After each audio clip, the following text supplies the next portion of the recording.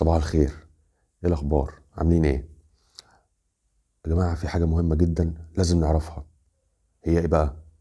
هي ان الواحد لما بيقع في مشكله لازم يدور على الاسباب اللي وصلته للمشكله دي بتأني، وياخد وقته في انه يطلع كل حقيقه من الحقائق دي.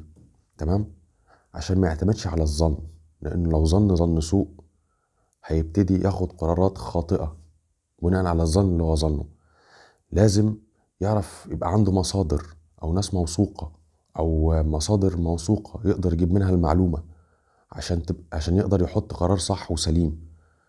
تمام؟ الوقت اللي انت بتبذله في انك تجيب المصادر دي هو وقت في صالحك مش ضدك، هيختصر عليك مسافات كبيرة جدا.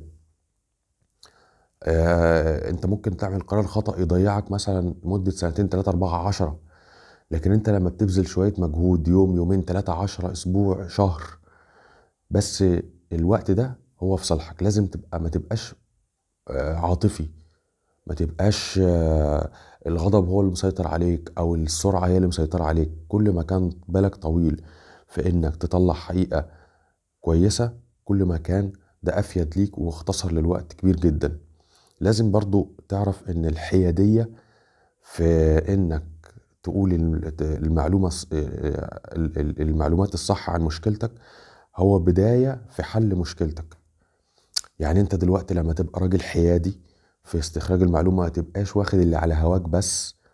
ده معناه ايه؟ معناه ان انت هتطلع حاجة ترضي جميع الاطراف وترضيك انت اول واحد، لان انت صاحب المشكلة.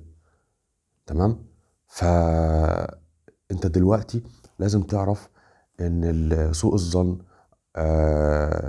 لازم تبقى اول حاجة واخد معلوماتك من مكان موثوق فيه، ويبقى عندك حيادية.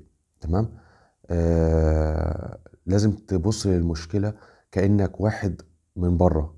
تمام؟ يعني تبص لها من زاوية ان انت جاي تحكم على المشكلة، حاجة يبقى انت حاطط نفسك في النص.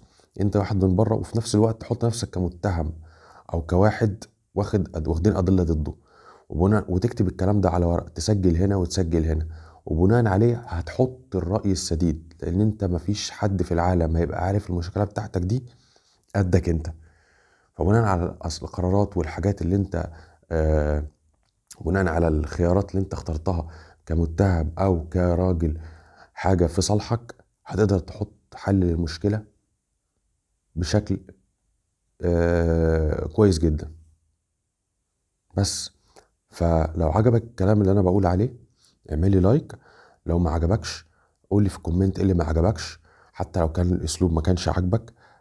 يشرفني جدا انك تعملي لايك وتعملي فولو.